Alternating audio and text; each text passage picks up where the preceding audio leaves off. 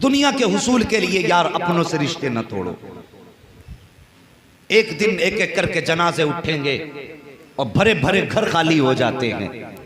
जिन बैठकों में कभी लोगों को बैठने जगह नहीं मिलती थी, आज उन जगहों पर परिंदे भी बैठने नहीं आते हैं, इसलिए कि परिंदों के भी बसेरे वही हुआ करते हैं जहां इंसानों की बैठक होती है। दौर बदले हैं साहिब, अपनों की कदर कर लो। और फिर रह गई बात माँ बाप के रिश्ते की, तो बड़ा हसास रिश्ता है, इतना हसास रिश्ता। आप तारीख उठा के देखिए कि इस रिश्ते को रब ने किसी किसी जगह पे तो कयामत तक आने वाले मुसलमानों के लिए बाई से बरकत बना दिया। क्या बात है, क्या बात है। अगर इस रिश्ते की हकीकत को समझना है तो कभी इब्राहिम खलीलुल्लाह की चौखट पे आके देखो। बड़ी दिलावेज कहानी है अल्लाह के खलील की। बड़ी दुआओं से मांगते रहे, 70 साल की उम्र में अल्लाह ने बेटा दिया। और फिर बेटा भी कोई आम बेटा न था, बेटा भी ऐसा था जिसके चेहरे में चांद के जलवे नजर आते थे। बेशक बेशक। इतना हसीन बेटा अल्लाह ने हजरत इस्माइल ज़बीहुल्लाह, हजरत इब्राहिम खलीलुल्लाह को दुआओं से मांगने के बाद दिया। और यार अल्लाह की मोहब्बत में कुर्बानियां देना पड़ती हैं। मैंने कहा था, फरमाया गया क्या तुम ये समझते हो कि तुम ऐसे ही जन्नत में दाखिल कर दिए जाओगे और तुम्हें किसी इम्तिहान से गुजरना ना पड़े? अगर कलमा पढ़ लिया गए तो फिर मुसीबत का साथ नहीं छूटेगा, ये याद रहे। अगर कलमा पढ़ चुके हो तो फिर आफतों से छुटकारा नहीं, तुम्हें इम्तिहान जरूर देना है। कभी दौलत के जरिए इम्तिहान लिया जाएगा, कभी औलाद के जरिए इम्तिहान लिया जाएगा, कभी तुझे फाका रख के इम्तिहान लिया जाएगा, कभी तेरे होठों पे प्यास रख के इम्तिहान लिया जाएगा। मुसलमान, तुझे इम्तिहान में कामयाब होना है। जब भी मुसीबतें आए अल्लाह का शुक्र अदा किया करो, किसी से आहो वबेला ना किया करो। और सोचो तेरा मेरा बेटा क्या हैसियत रखता है। 70 साल तक जिस बेटे को दुआओं में मांगते रहे हो, अल्लाह ने एक बेटा चांद से दिया है। जैसी चांद सा बेटा घर में पैदा हुआ है, हजरत हाजरा की आगोश में हजरत इस्माइल ज़बीहुल्लाह ने आँख खोली है, तभी रब ने महबूब हजरत इब्राहिम खलीलुल्लाह पर वही नाजिल फरमाई है, खलील का जी रब्बे जलील, कि जाओ साहबजादे को लो, अपनी बीवी हाजरा को लो और जाओ जाकर के कहीं पे आबो गया मैदान में छोड़ करके आ जाओ, जहां पे चरिंद परिंद का निशान ना हो, जहां पे किसी इंसान की आबादी का तसव्वुर भी ना हो, जहां पर फलों की कोई दरख्त या मंडी ना हो, ऐसी जगह पे छोड़ करके आओ जहां चश्मे का भी नामो निशान ना हो।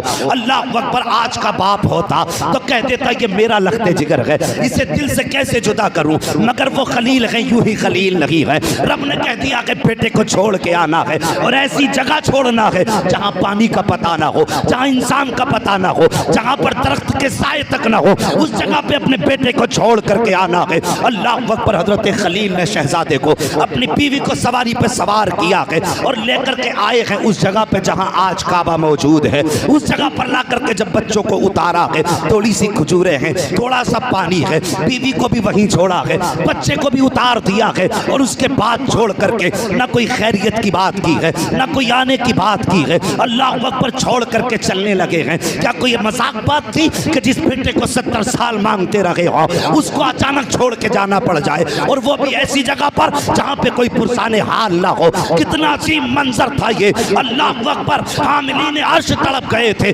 जब एक बाप बेटे को ऐसे मैदान में छोड़ के जा रहा है जहां पर चंद खजूरों के सिवा कोई चारा नहीं है, जहां पर चंद घूंट पानी के अलावा पानी का इंतजाम नहीं है। जब छोड़ के चलने लगे हैं, हजरत हाजरा ने तोड़ी आवाज दी, अल्लाह के खलील जरा ठहरिए तो सही, क्यों छोड़ के जा रहे हो? यहाँ पे कोई पानी का इंतजाम नहीं है, यहाँ पे किसी दरख्त का इंतजाम नहीं है, ये बेआबो गया जंगल है, कहाँ क्यों छोड़ करके जा रहे हो? किसके सहारे छोड़ करके जा रहे हो? आपने इतनी बात कही, अल्लाह के खलील ने कोई जवाब न दिया। फिर दौड़ करके हजरत इब्राहिम का दामन पकड़ा और पकड़ने के बाद कहा था, मेरे सरताज जरा ये तो बताते जाओ, यहाँ छोड़ के क्यों जा रहे हो? अपनी मर्जी से छोड़ के जा रहे हो या रब के कहने पे छोड़ के जा रहे हो? जैसी इतनी बात कही थी, अल्लाह के खलील ने अपनी बीवी की तरफ देखा और देखने के बाद कहा था मेरी शरीक हयात कोई ऐसी मिसाल देखी हो तो बताओ। अगर किसी को 70 साल की उम्र में दुआओं से मांगने के बाद बेटा मिला हो और वो बेटा भी चांद से ज्यादा हसीन हो, तो फिर बताओ तो सही किसी बाप ने ऐसे बेटे को बेआबे गया जंगल में कभी छोड़ा हो तो बताओ। का कभी नहीं छोड़ा। का बताइए तो सही फिर क्यों छोड़ के जा रहे हो? अपनी मर्जी से छोड़ रहे हो या रब के कहने पे छोड़ रहे हो? तब अल्लाह के खलील ने कहा था मेरी ज़ौजा, मेरी शरीक हयात, मेरे रंजो गम की साथी जो मेरे साथ रो रो करके दुआएं मांगती रही है, ए मेरी शरीक हयात, मैं अपनी मर्जी से छोड़ के नहीं जा रहा हूँ बल्कि रब के कहने पे छोड़ के जा रहा हूँ, उसकी मर्जी से छोड़ के जा रहा हूँ। जैसी इतनी बात अल्लाह के खलील ने कही थी, हजरत हाजरा ने कहा था ओ खलील ठहर जाइए। का किस लिए? का जो खजूरें दी गई ने भी साथ लेकर के चले जाओ, जो पानी दिया गई ये भी साथ लेकर के चले जाओ। का किस लिए? का जब रब की मर्जी से छोड़ के जा रहे हो तो जिस रब ने हमें छोड़ने का हुक्म दिया है फिर हमें पानी की जरूरत नहीं है। जो 70 साल की उम्र में हमें बेटा दे सकता है वही रब हमें खाना भी खिला सकता है, पानी भी पिला। क्या बात है, सुभान अल्लाह। नारे तकबीर, नारे तकबीर, नारे रिसालत, मसलके आला हजरत उलमाए अहले सुन्नत मुफ्ती अहमद साहब क़िबला सरजमीन पीपलसाना।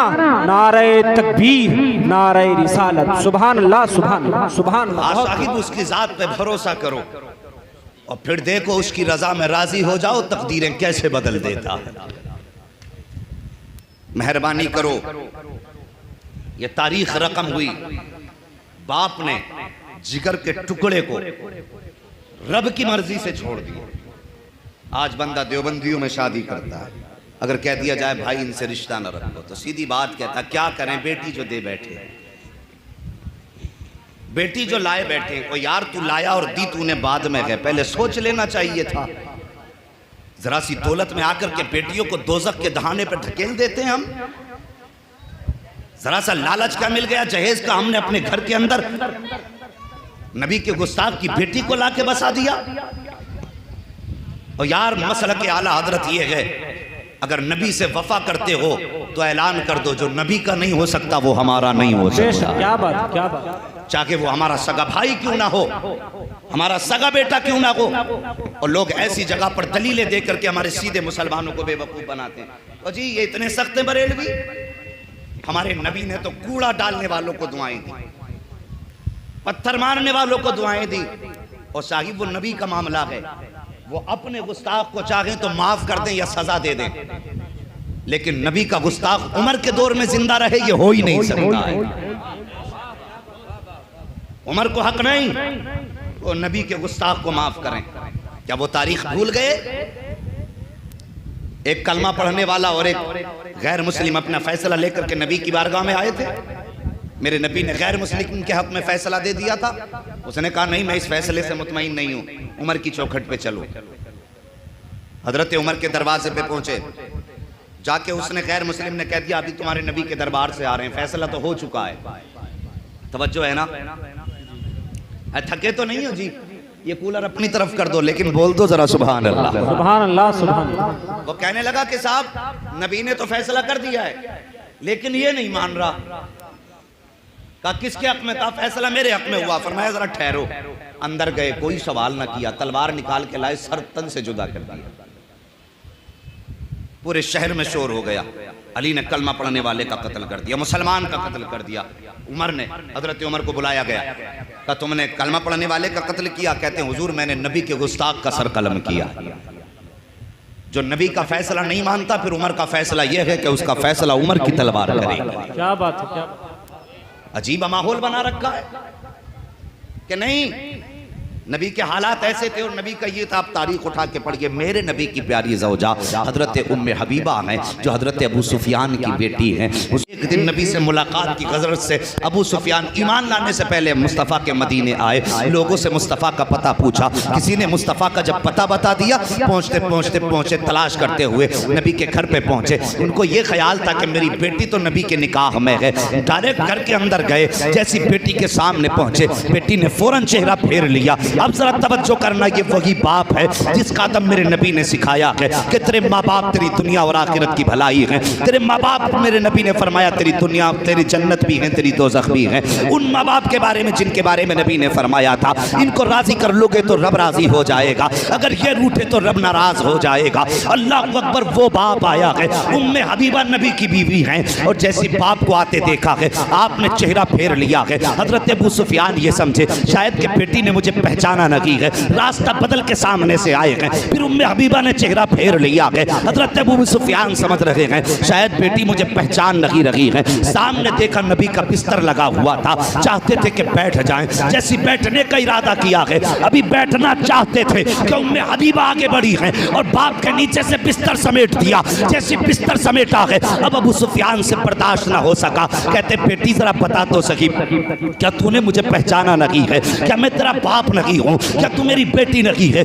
उम्मे हबीबा कहती हैं हाँ ये बात सच है, मैं आपके जरिए दुनिया में आई हूँ, रिश्ते में आप मेरे बाप लगते हो। कहा बेटी बता तो सकी, फिर ये बिस्तर क्यों समेट दिया? तब उम्मे हबीबा ने कहा था, ए मेरे बाप, ये रसूल पाक का बिस्तर है और तू नापाक बाप है। नापाक बाप रसूल पाक के बिस्तर पे बैठे, ये उम्मे हबीबा की गैरत को गवारा हो ही नहीं सकता। है क्या बात है, क्या बात है, बहुत खूब, सुभान अल्लाह, सुभान अल्लाह। बात पे लालच में आ जाते, बेवकूफ समझते हैं दूसरों को।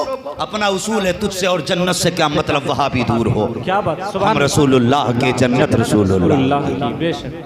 हमें हमारी जमीन नहीं जोती है, किसी ने मैंड नहीं काटी है। हम कहते हैं जो तुम्हारी ये किताबें हैं जिसमें ये कुफ्र शिर्क के ढेर लगे हुए हैं, इनको आग लगाओ, खुदा की कसम सबसे पहले हम तुम्हें सीने से लगाएंगे।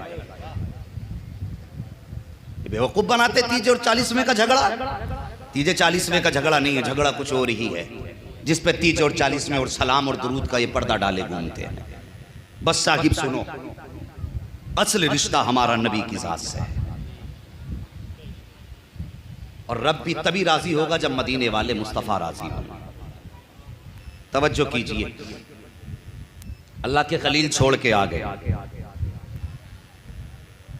जब भूख प्यास की शिद्दत हुई,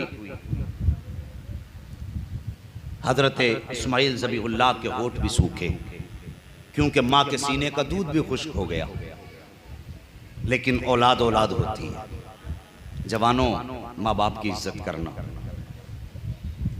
ये एक माँ और बेटे के रिश्ते की कहानी है, जिसको कुरान के अंदर रब ने बयान फरमाया। जब प्यास की शिद्दत हुई, भूख की शिद्दत हुई और होठों पे पपड़ी जमने लगी, माँ से बेटे की हालत न देखी गई। क्या आज की ये कहानी नहीं है? अगर आज माँ बूढ़ी हो जाए और बेटा जवानी में बीमार हो जाए और वो घुटने पकड़ के चलती हो, उसके बावजूद भी अगर बेटे की जबान से बीमारी में निकल जाए ना पानी, तो बैठ बैठ के नल तक जाएगी, लेकिन बेटे को पानी ला के देगी। और अगर माँ बीमार होती है और बेटा अगर मोबाइल चलाने में मसरूफ है, वो 10 बार कहती है बेटे पानी, कि बस अभी लाया, कि थोड़ी देर ठहर जा। थोड़ी थोड़ी देर में माँ को आधा आधा घंटा बेटा इंतजार कराता है। ये कीमत जानी हमने इस रिश्ते की। और जरा देखो तो सही कितनी दिलावेज हकीकत है। जब बेटे के होठ सूखे, 2 पहाड़ थे, एक सफा दूसरा मरवा, पानी की फिक्र हुई कि 2 घूंट ही पानी मेरे लाल को मिल जाता, इसकी जिंदगी बच जाती। दौड़ी, पहाड़ के टीले तक दौड़ती गई, चारों तरफ देखा, लेकिन पानी का निशान नजर ना आया। उस वक्त पानी का पता 2 तरह से लगाते थे, एक तो हरियाली के जरिए, दूसरे परिंदों के जरिए। कहीं दूर हरियाली नजर आती थी तो लोग समझ जाते थे यहां पानी होगा, या परिंदे उड़ते नजर आते थे, समझ जाते थे पानी होगा।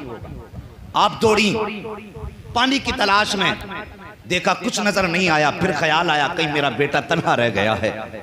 कहीं कोई जानवर उसको उठा के न ले जाए।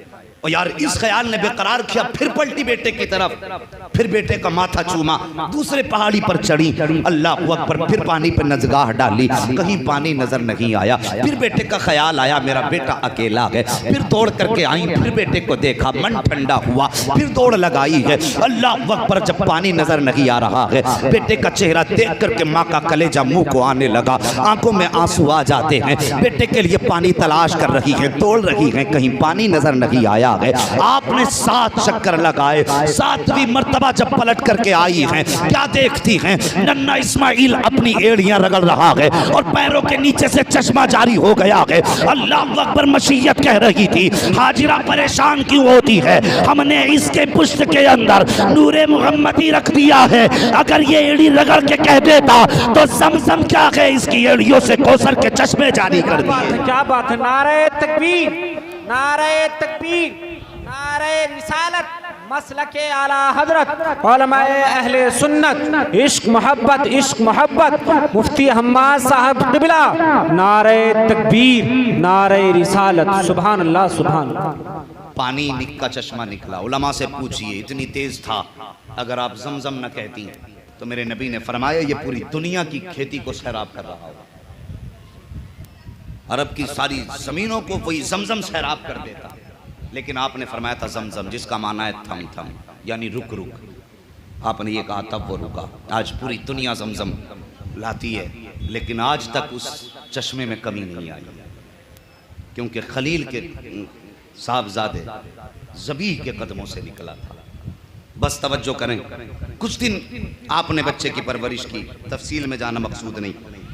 कुरान फरमाता है जब वो चलने फिरने लायक हो गया और जवानी की दहलीज पे कदम रखा, रब ने फरमा दिया, इब्राहीम मेरी बारगाह में अपनी सबसे ज़्यादा प्यारी चीज़ कुर्बान कर। हुक्म हो गया कुर्बानी करने का। आज बंदा हिसाब लगाता है, जानवर कुर्बान करूं कि ना करूं। हाँ, पूछता फिरता मुझ पर कुर्बानी वाजिब है, ये सोच रहा बच जा किसी तरीके से 1500 रुपये। और अल्लाह का शुक्र अदा कर बेटे की कुर्बानी ना मांगी। अगर बेटे की कुर्बानी मांग ली जाती कलेजे फट जाते। हज करने बंदा जाता है तो पैसे दे देता, फोन करके पूछता मेरे नाम की कुर्बानी हो गई कि नहीं। कुर्बान गाह तक जाने को तैयार नहीं।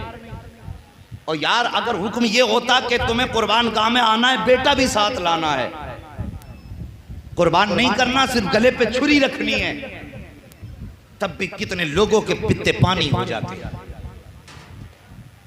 अल्लाह अकबर।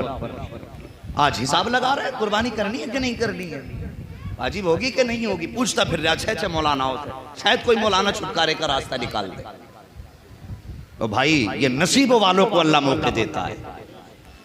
अल्लाह ने तौफीक दी है तो 2 वक्त का खाना छोड़ देना, लेकिन कुर्बानी मत छोड़ना, कुर्बानी मत छोड़ना। हुक्म हुआ मेरी राह में सबसे प्यारी चीज कुर्बान करो। आखिरकार नतीजा ये हुआ, मेरी बारगाह में इस्माइल को कुर्बान कर लेके चले आए। मुलाकात के लिए कभी कभी आया करते थे। आए, जाके अपनी शरीक हयात हजरत हाजरा से कहने लगे कि इस्माइल को तैयार कर दो, दोस्त ने बुलाया है, दोस्त की मुलाकात के लिए जाना। लफ्ज़ दावत है, दावत का मतलब खाना नहीं होता, दावत का मतलब होता है बुलावा। क्या होता है दावत का मतलब?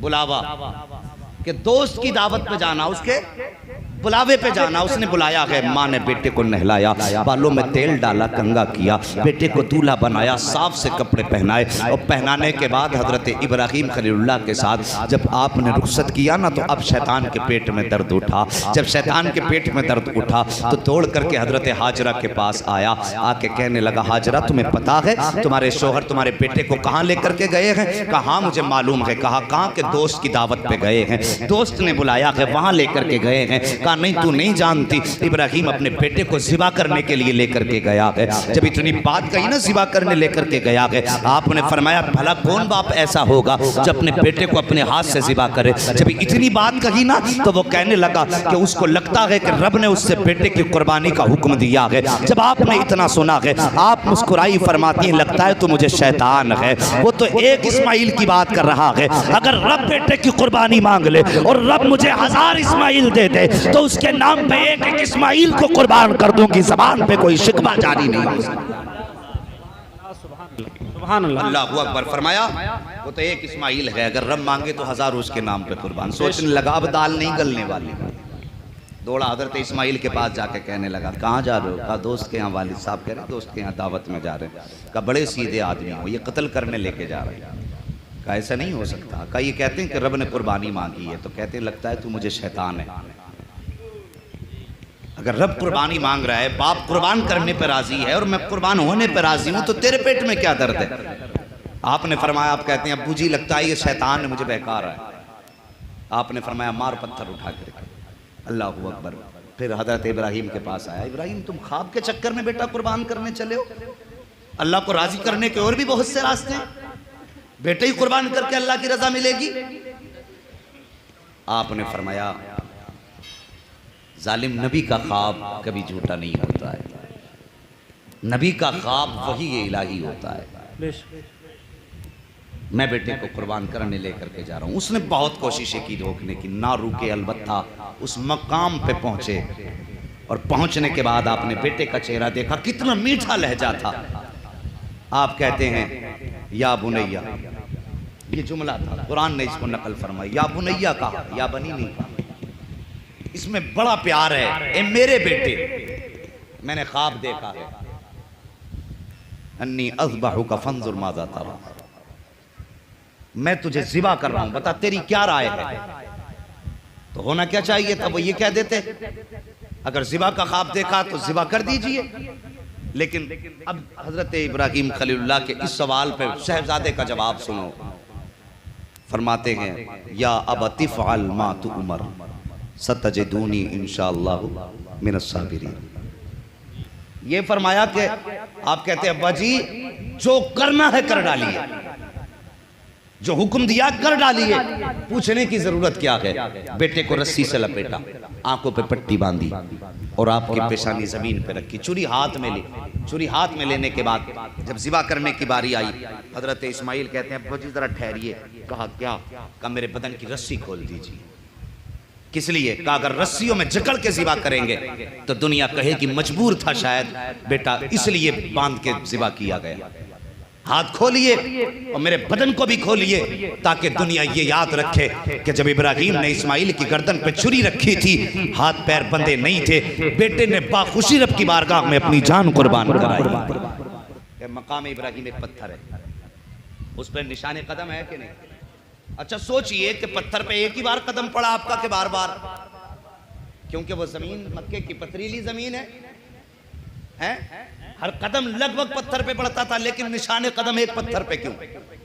मुफस्सिरीन फरमाते हैं जब आपने काबे की तामीर की और हाथ उठाए और जब कहा या अल्लाह अपना महबूब मोहम्मद मेरी नस्ल में पैदा फरमा दे, क्या बात है, सुभान। तो जब आपकी जबान पे लफ्ज मोहम्मद आया था ना, तो मोहब्बत में पत्थर भी मोम की तरह मुलायम हो गया। सुभान अल्लाह। फौरन खलील का कदम अपने सीने पे ले लिया था। और यार सोचो तो सही, अगर खलील की जबान पर एक बार लफ्ज मोहम्मद आए तो पत्थर मोम हो जाता है, और जो जिंदगी भर उनका नाम लेकर के उनके नाम की तस्बीह पढ़ा करता हो, फिर कब्र में फरिश्ते उसे कैसे डरा सकते हैं? सच तो ये है, आला हजरत फरमाते हैं कब्र में लहराएंगे ताअशर चश्मे नूर के, जलवा कर फरमा होगी जब तलात रसूलुल्लाह। बेशक, सुभान अल्लाह। नारे तकबीर, नारे तकबीर, नारे रिसालत, मसलके आला हजरत, उलमाए अहले सुन्नत, अज़मते मुस्तफ़ा, नारे तकबीर, नारे रिसालत। सुभान अल्लाह, सुभान अल्लाह, सुभान। हाँ साहिब, ये रिश्तों की महराज, अल्लाह ने इस रिश्ते को कुरान में तहरीर फरमा दिया। कुरान में इस रिश्ते को रब ने रकम फरमा दिया और हुक्म हुआ और क़यामत तक मेरे घर का तवाफ करने वालों, जब तक आओगे तुम्हें इन पहाड़ों पर चक्कर लगाने पड़ेंगे, इसलिए कि ये चक्कर माँ और बेटे के रिश्ते की याद दिलाते हैं। ये सही माँ और बेटे के रिश्ते का एहसास दिलाते हैं, कितना गहरा रिश्ता है माँ और बेटे का। आज साहिब हमने माँ बाप के रिश्ते को नज़रअंदाज कर दिया। और जवानों, बच्चों, तुमसे गुजारिश है अगर माँ बाप कभी सख्ती भी किया करें, गर्दन झुका लिया करो। अगर तुम पे तुम्हारी जवानी का गुरूर गालिब आ जाए और तुम्हें एहसास हो जाया करे तो माँ बाप से माफ़ी मांग लिया करो। अगर ये राज़ी हो जाते हैं तो खुदा की कसम खुदा भी राज़ी हो जाता है। अगर ये नाराज़ हैं तो फिर तुम्हारे हज की दौलत भी अल्लाह मुँह पे मार देगा। और याद रखो, जिस दिन ये चले गए तुम्हारे पास बंगले होंगे, गाड़ियां होंगी, लेकिन घर सूने सूने दिखाई देंगे, घर खाली दिखाई